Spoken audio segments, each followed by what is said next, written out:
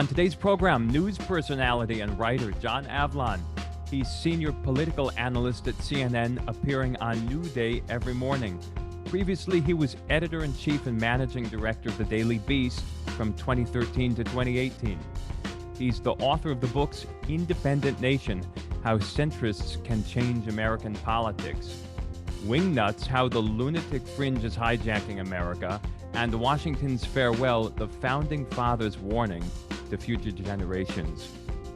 He's out now with a new book on Abraham Lincoln called Lincoln and the Fight for Peace, in which he focuses on the extraordinary character of the great man who used empathy, humor, logic, and scripture to heal deep divides.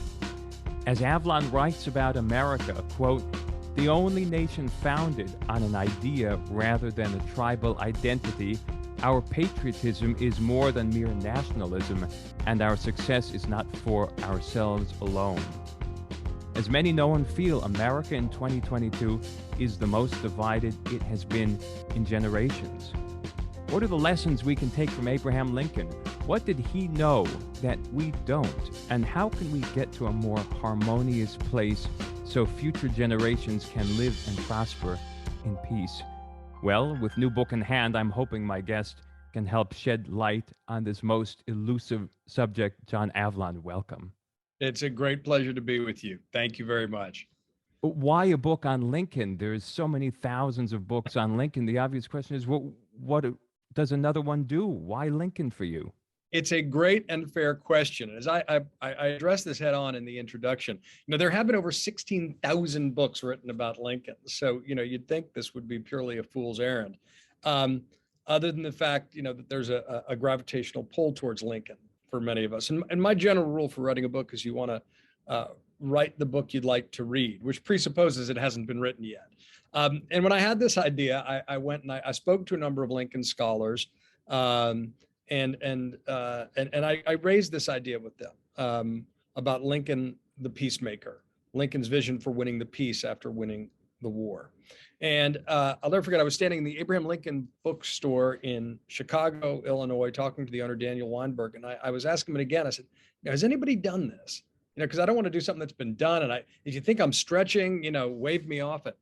And he thought for a second. He looked around the walls. I mean, literally, it's an entire bookstore about Abraham Lincoln. And he said, I'll be darned. I don't think anyone's done that before. And the reason is that, Lincoln dies 5 days after the surrender at Appomattox. He never has a chance to implement his vision of winning the peace. But as I explain in the book, and I detail in the book, focusing primarily on the last 6 weeks of his life, from the second inaugural through his last speech, which is a practical meditation upon Reconstruction, to his comments to generals aboard the River Queen that directly lead to the generous terms of surrender at Appomattox, Lincoln had a fairly well-developed idea of how he wanted to win the peace after winning the war. His prescription was unconditional surrender, followed by a magnanimous peace. He knew that you needed to combine strength with mercy. And the reason this was a revolutionary idea is that there'd never been a civil war on this scale before. And America, we forget, was the world's sole democracy at the time. And so what Lincoln instinctively understood was you couldn't simply salt the fields of a conquered country like Rome did to Carthage. You had to find a way to coax people back into living together again. And what Lincoln understood was if you don't win the peace, you don't really win the war. There's so many quotes from people we all admire about Lincoln in this book. But you write early on, you spend a lot of time outlining his character, speaking about the kind of person he was, because I think it's so important to look at that in addition to all the facts, but sort of get this emotional view of this person who was incredibly emotional. There's a lot of people speak about the childlike simplicity he brought to sort of interactions. There are these stray cats you talk about, and people were absolutely struck that he took such a liking to this. But little things like that contribute to this emotional picture. And you're right in the beginning, he was the opposite of a demagogue, those leaders who reflexively divide the world into us against them. His motto was fairness to all. And his most cited biblical verse in conversation, and he did cite a lot of biblical verses in conversation, as you inform us, was, "Let us judge not, lest we be judged." Even in heated political debates, he said, "I do not question the patriotism or assail the motives of any man." That's a quote. It's amazing to read these quotes and the modern aspect of them, the timelessness, the way they apply to our time right now in 2022. It's really striking to me. It is striking. And, someone once said the best way to serve an age is to betray it. And in that spirit, Lincoln's generosity of spirit, his capacity for empathy, and honesty and humor and humility at the height of the Civil War was itself a rebellious act, because obviously all the gravitational pull is towards meeting hate with hate. It's a civil war, for God's sakes, but he doesn't do that.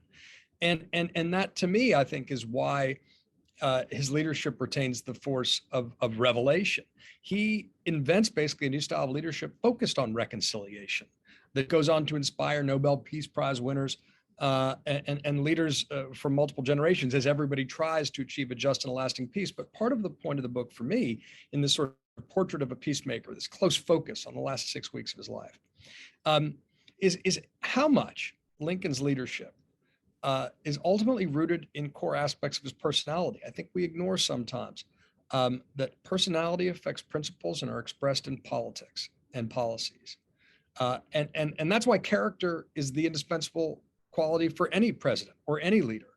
It flows from a person's personality and character. And we got lucky, even though Lincoln was on paper incredibly ill-prepared to be president during a civil war. This is a guy who'd had no executive positions, a one-term congressman from a new political party, never served in the military. He was derided by his contemporaries. He was mocked for, and for telling too many stories and telling too many jokes. But he grew in office, and he built upon the foundation of his character. How was Lincoln able to be so progressive in a way without going too far? How was he able to do this? It was the most difficult of all dances is the one he did. What was it about him? Was it his ideas, his personality? Was it just the words he chose to use to express himself that swayed so many people? Clearly, he had an incredible gift. You talk a lot about how he would sit there. People would watch him writing his own speeches, and he'd sit his very long legs kind of coiled up on an ottoman in front of him, and he'd be writing. And then the beginning would always be maybe a little stilted or a little stiff, but a few minutes in or a minute in, he'd really get going, and it was as if something took him over. Was that a huge part of it, or was it the ideas themselves? Well, I think both. From an ideas standpoint, he's not a formally educated man, but he draws deeply on Shakespeare and the Bible and Aesop's fables. He speaks in parables. He tells stories. He understands that that's actually the most effective way to communicate. It's not through highfalutin, abstract theories. But I think that, you speak about how his contemporaries speak about how he loosened up in the course of a speech. He began stiff and awkward. It's particularly true early on. And one of the fascinating things to see, a really stunning number of his contemporaries, when they meet him, write home and describe him as ugly, like the ugliest man they've ever met. And yet, when he starts speaking, all account how his face lights up, and there becomes a beauty that I think is attributable to the man's soul that is expressed in his eyes, and is itself transforming and transfixing. And I think it is rooted in just a fundamental decency. One of the really heartening things about Lincoln, and after, you spend 4 years writing a book, you spend 4 years with a person, and Lincoln never disappoints. He is never petty. He's not perfect, but he's never petty. He never allows politics or religion to excuse immoral behavior. He doesn't play office politics. He is a good and decent man. And one of the great things, he reminds us that kindness can be consistent with effective leadership. And that's a lesson we can't learn too much. Speaking about kindness, I want you to talk about him going to the front lines on this 2-week trip that he took. He goes to the front lines, and he He meets with liberated slaves. He meets with soldiers on both sides, Confederate and Union. He offers comfort to soldiers on both sides. And it's just striking scene because you talk. Obviously, he was extremely tall and a striking physical presence and an appearance which cannot be confused with anyone else in the world. And here he is talking with Confederate troops and offering comfort. It's amazing to bring us there. What was this all about? What was he doing, and how did he do it so sincerely? Well, the stories themselves, I mean, have a cinematic quality. And one you describe is how I begin the book, which is Lincoln's walk into Richmond. Um, the city is still burning. It's days after the Confederate capital has fallen. It's still not fully secured. He arrives on a longboat. There's no grand military procession. He's not a triumphal leader entering a conquered capital. He's holding his son Tad's hand on the boy's 12th birthday. And he meets with the people and as you say, liberated slaves, and he treats them with dignity. One reporter at the time sees an elderly black man bow to the president, and the president bows in return. And that is a revolutionary gesture. He says it destroyed centuries of caste and custom. One of my favorite stories in the trip to City Point, and it's a dramatic period in his life that sometimes gets short shrift in his biographies, not just the trip to Lincoln, but his trip to City Point, which was the Union headquarters at the end of the war, which I visited in researching the book. There's a great moment where he's touring the Depot Field Hospital. It's the largest hospital in the country at the time. It's full of wounded Union soldiers, and he goes and he's introducing himself to all of them and wanting to hear how they are. And he gets very emotional about the suffering he's seeing. And then as he's gone and shaking all those hands, he sees another tent a little bit in the distance.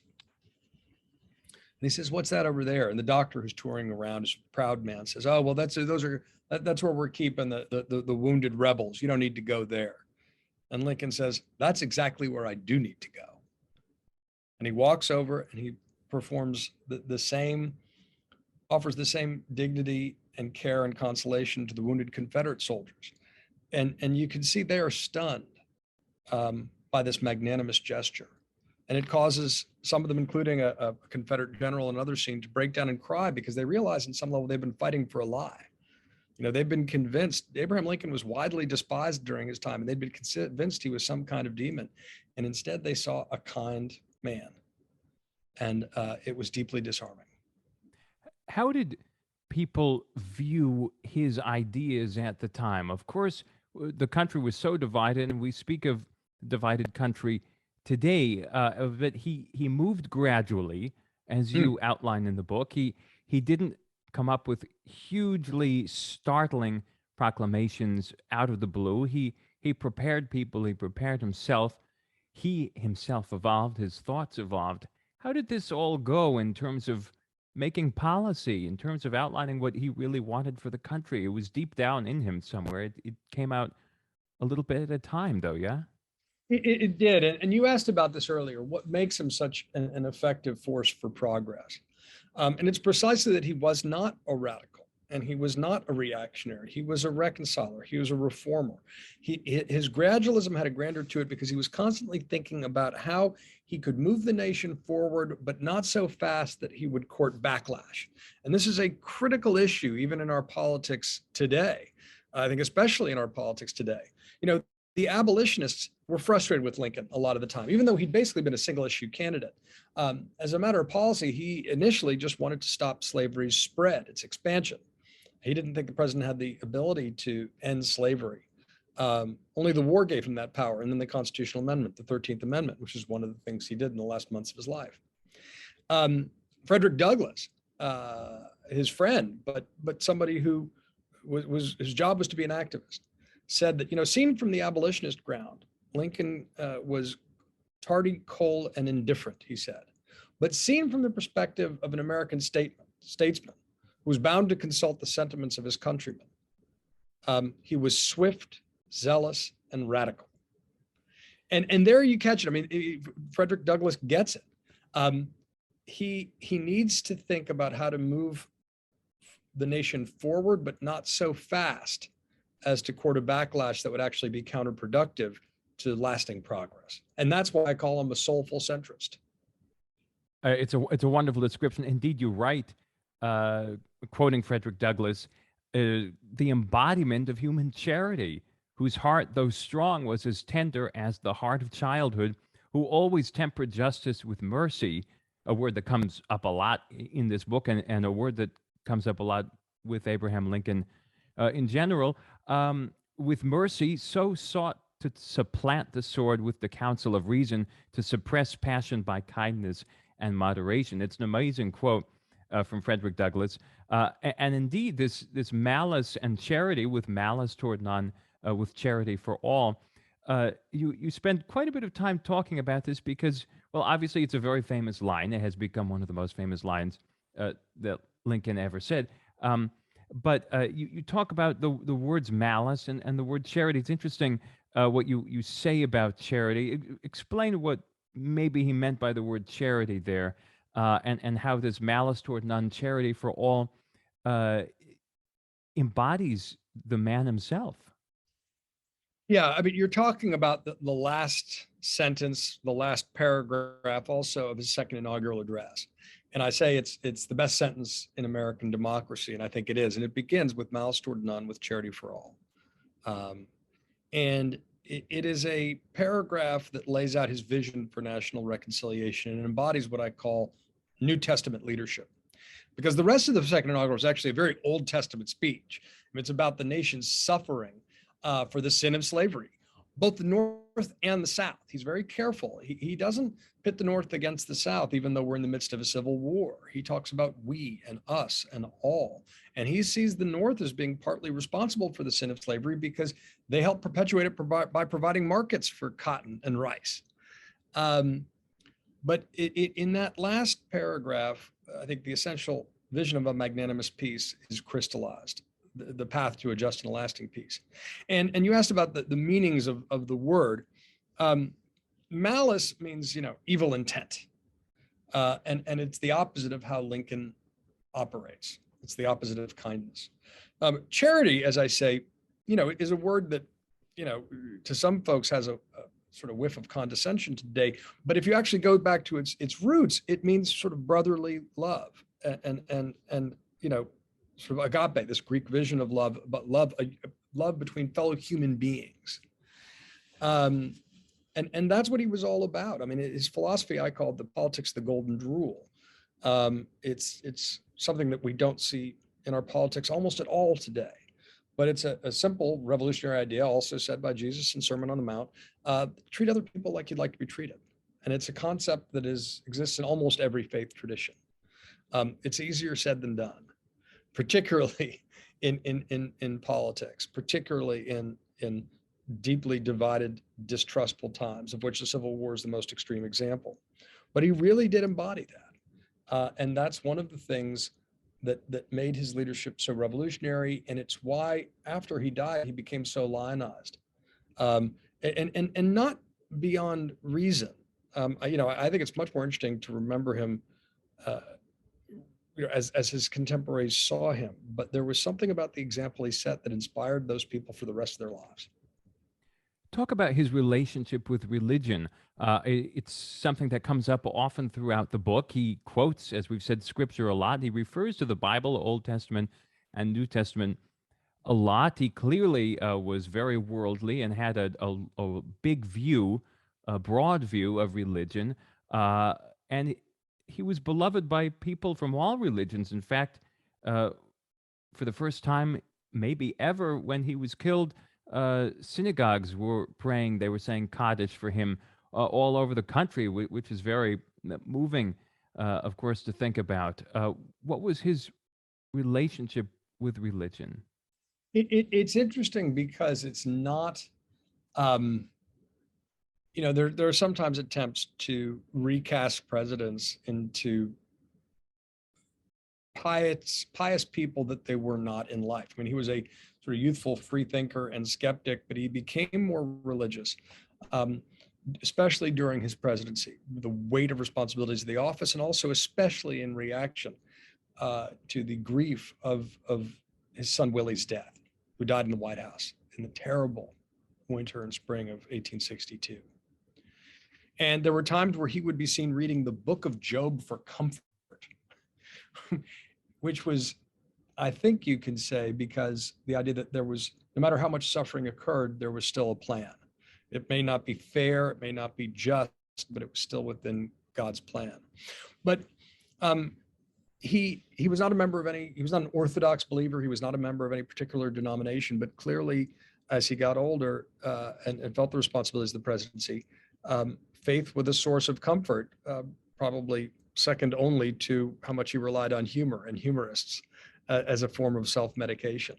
But the second inaugural is a deeply religious speech. I mean, it fuses democracy, the sort of vision of a cosmic democracy, in with a view of religion, and it casts the nation as a redeemer nation.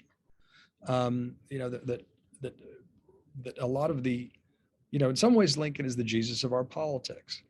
And, it's not just that he died on, was shot on Good Friday, but a lot of his contemporaries in the immediate aftermath of his death, casting him as a martyr, reached for those same parallels. But a lot of his principles and what he exhibited, you meet hate with love.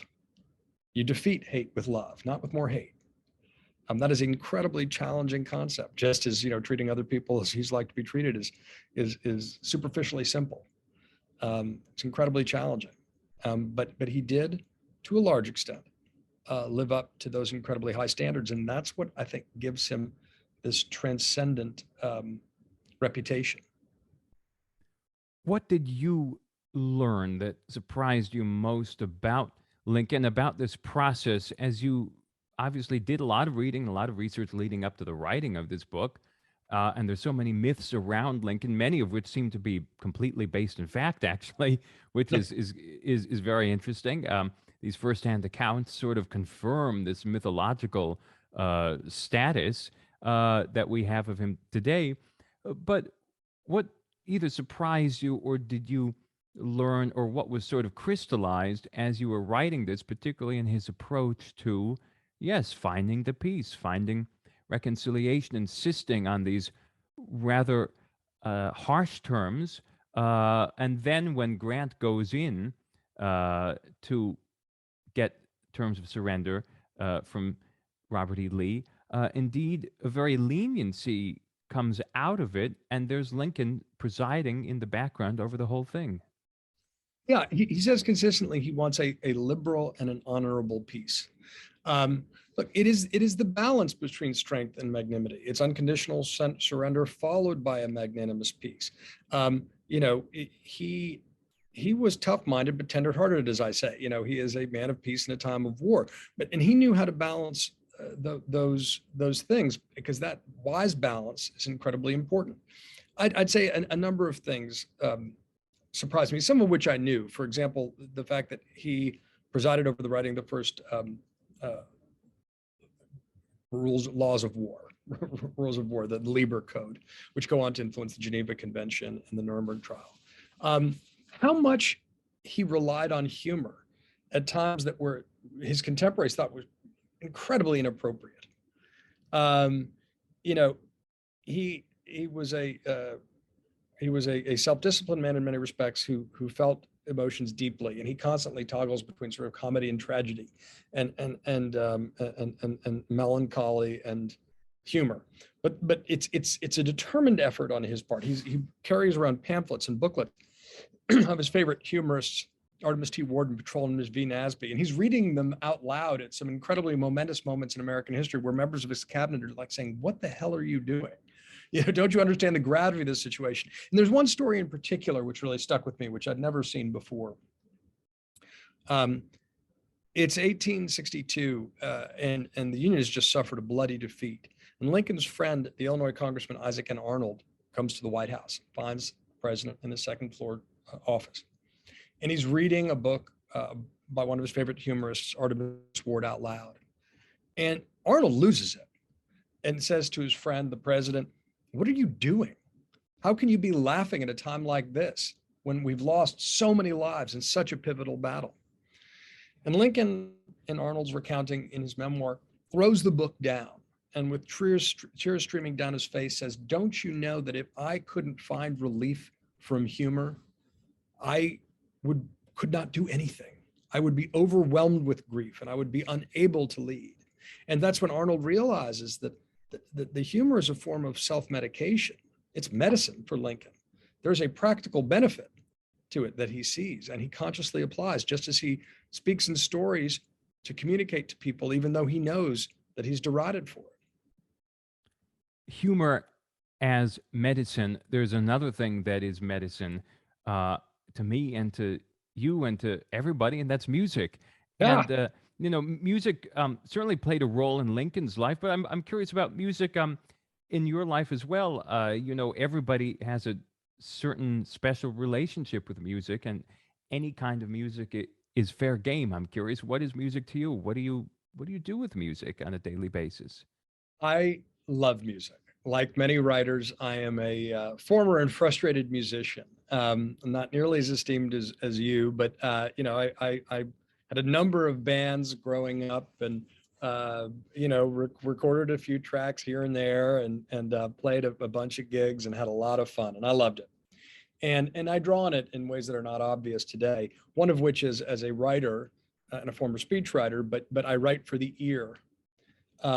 Probably disproportionately, the sound of words, and on some level, as a writer, you're following the rhythm and the music of the sentence, and you'll know instinctively if that's off, but you're thinking auditorially without there being literal sound necessarily, and that's not everybody writes that way, but I do, and that's part of the fun of it for me. I write to music obsessively. I find it's difficult to write to music with lyrics in general. It's distracting. Even the subliminal presence of lyrics takes a part of your mind off. But I listen to a lot of bluegrass and country and classical and jazz. I actually did a playlist that I'm going to put up probably on Apple or a couple places, because I'm always looking for playlists of music to listen to. Same here. Yeah, and while I write in particular, and this has everything from Goat Rodeo, which I love, which is sort of a Yo-Yo Ma, Chris Thiele sort of bluegrass project. It's a great song called Attaboy, to obviously Aaron Copland, who's great. I mean, Appalachian Spring has a lot of themes, but then there's his Lincoln portrait, which I actually write about in the book, about how Aaron Copland was marshaling the spirit of Lincoln to defeat the ideas of Hitler, he said. Which I performed for the first time I did it was John Goodwin was narrating, and that was absolutely that's cool. Most memorable experience, because he brought a certain gravitas to it that was just extremely moving, and it is such a powerful piece. It is.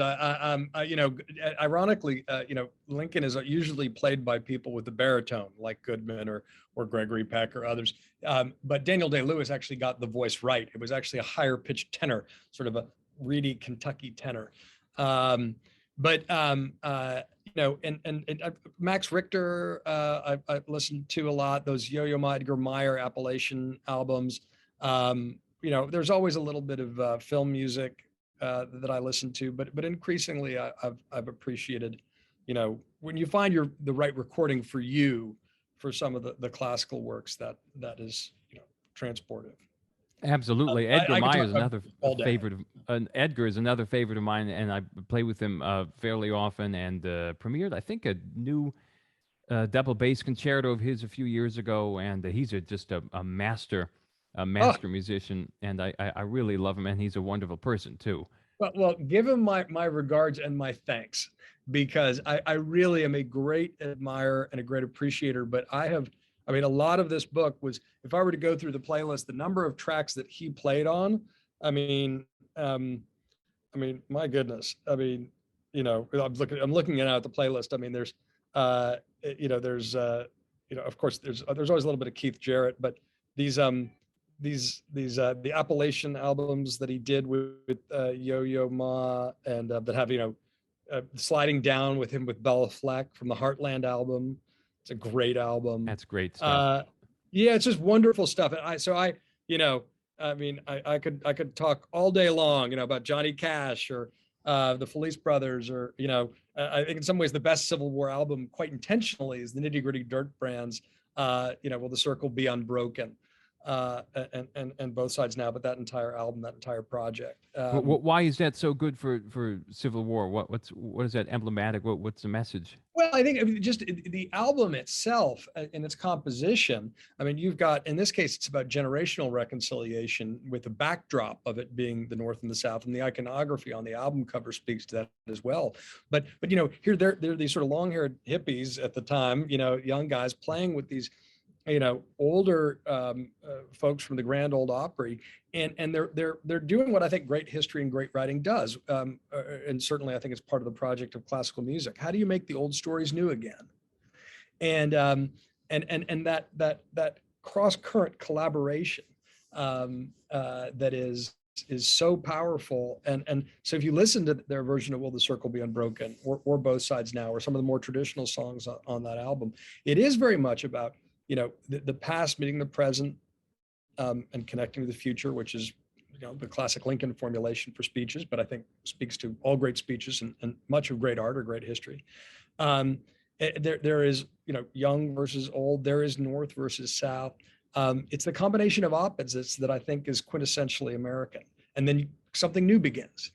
And in some ways, that actually describes the whole process of winning a peace and reconciliation and moving forward as a nation, even after trauma. You get over old history by making new history, and that requires cross-pollination.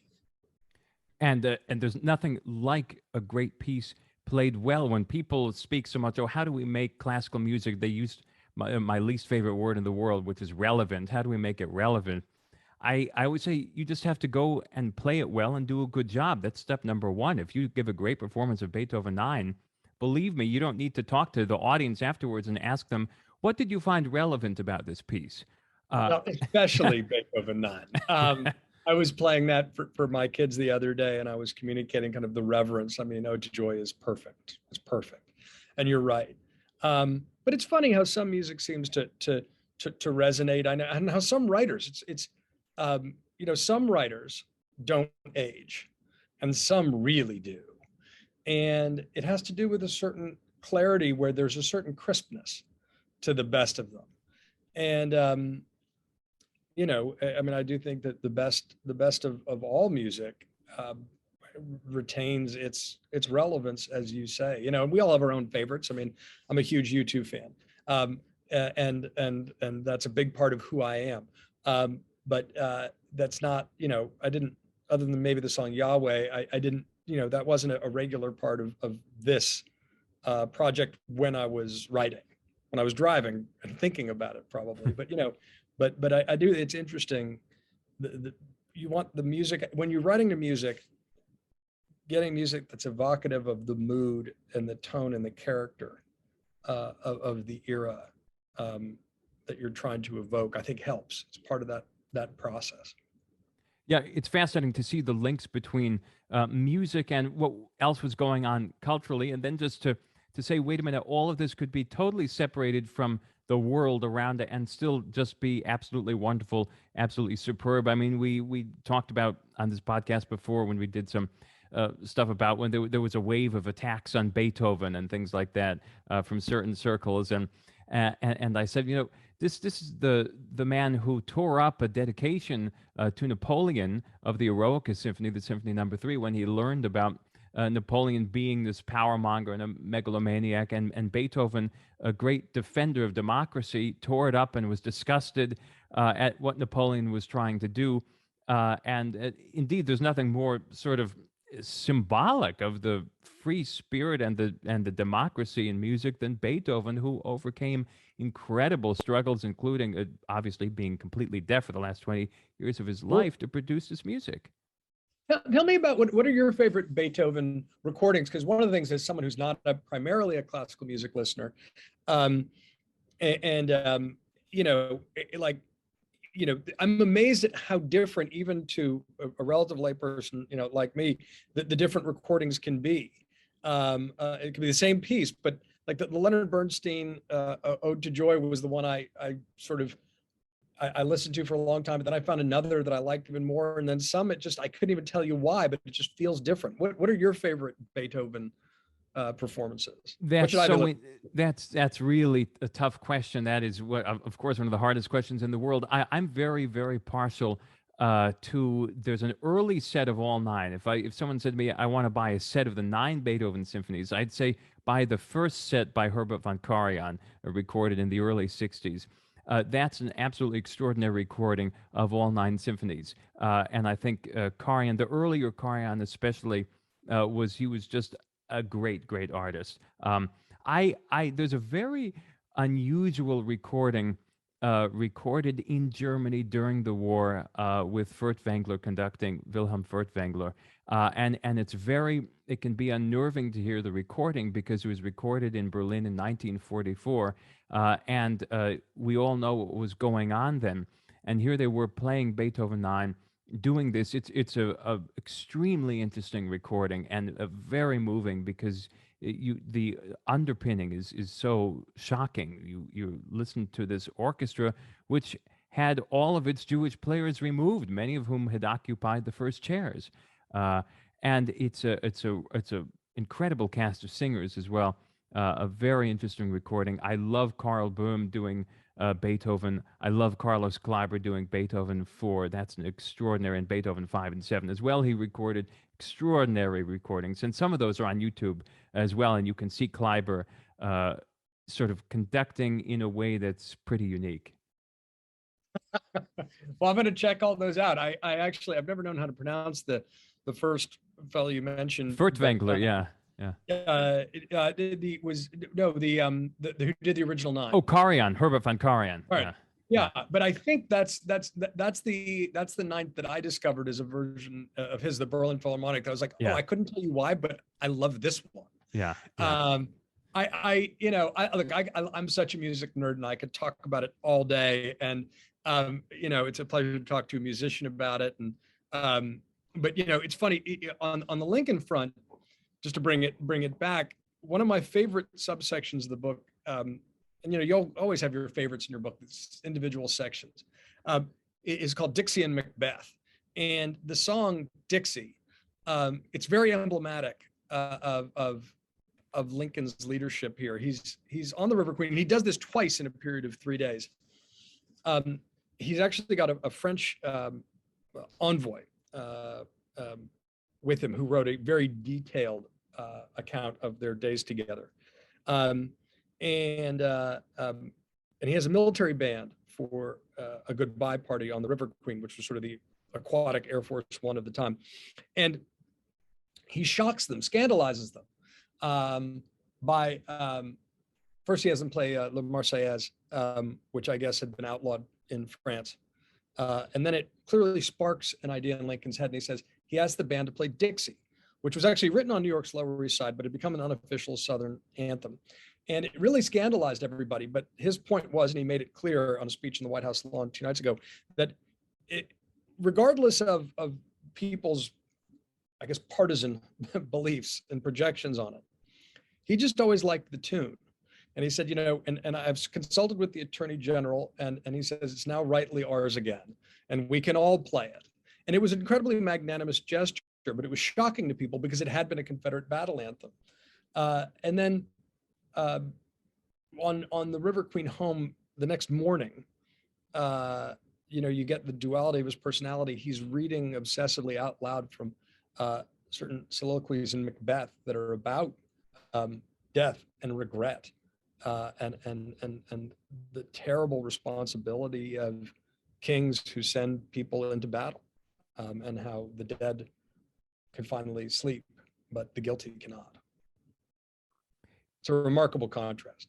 So there's music in here as well, is my point. Yeah, there is. You write in the chapter called Lincoln's Last Speech, you write that Lincoln never lost the human touch. And I love this little paragraph, if I may read it so people can hear. This is an amazing little story. On a brief trip to the War Department, he passed a person William Crook described as a ragged, dirty man in army clothing sitting outside the White House. He'd been wounded, recently released from the hospital, and called out to the president. Lincoln walked over and sat down on the curbside next to the man, listened to his story, reviewed his papers. Convinced of the merits of his appeal, Lincoln smiled and told him to come by the White House the next day. And here's Crook, William Crook, writing about Lincoln, quote, "You would never know from his manner to the plainest or poorest or meanest that there was the least difference between that man and himself. The president could meet every man square on the plain where he stood and speak to him man to man. He was the only man I ever knew the foundation of whose spirit was love." It's an incredible story. This small little story that we hear uh, firsthand about Abraham Lincoln. Well, why'd you put that Not in a, there? well, it's not a well-known story. You know, when you, but I think it's deeply revealing, and it's deeply touching. You know, when you start the process of researching a book, you read obviously a lot, and the goal is to use as many primary sources as possible, and I try to avoid things that were written recently because I don't want that in my head. But you start to see a lot of stories being recycled. And that's because they're great stories. But you know, they lose their power with repetition. And so when you find these people who were there, and some of them, by the way, are not always reliable narrators. I mean, Admiral Porter, who I quote a lot, over the course of his long life afterwards, I mean, he starts to contradict himself in places, and but he was there, and his earlier work, I think, is more accurate and authoritative than his later work. But this from Crook was just so affecting to me, and it takes place in the last day of Lincoln's life. And one of the things I do in the book is I try to go incredibly close focus, not just the last 6 weeks of his life, but in particular on that last day, and get into real granularity about what he did and what he said, and that moment to me was just so transcendent. You know, Lincoln with his long legs sitting on the curb next to a homeless army veteran, in effect, and talking to man, and Crook reflecting the essence of his soul was love. And you know, we haven't had a lot of example of love in our politics today. I mean, I think our current president is an eminently decent man, but we haven't seen a lot of examples because of the remorseless logic of polarization and distrust and hate, of people trying to practice the politics of the golden rule and treating others as they'd like to be treated. I mean, you know, we went through something where, you know, those of us who sort of view America through a lens of civic religion, you know, the idea that someone in the office, would see ethics as weakness is hard on the heart and soul. And so Lincoln, his example and his presence, I mean, remember, he's bookended by, you know, he's considered America's greatest president, and he's such a unique, figure. I mean, he's not, there's nothing cookie cutter about Abraham Lincoln in any way, shape, or form. But he's bookended by our two worst presidents, arguably, almost inarguably. James Buchanan and Andrew Johnson, and still the Republic survives, but it survives in part because of the power of his example. And we shouldn't lose sight of the power of love, of meeting hate with love.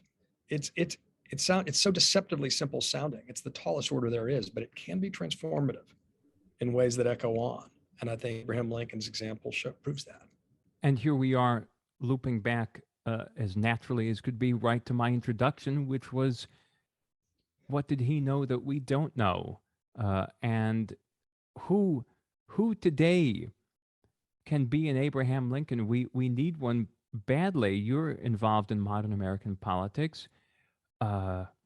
I'm a watcher in an amateur sense and a reader in an amateur sense of modern American politics. I don't think an Abraham Lincoln is going to sort of parachute out of the sky. So, sir, what do we do? We're not going to find another Lincoln.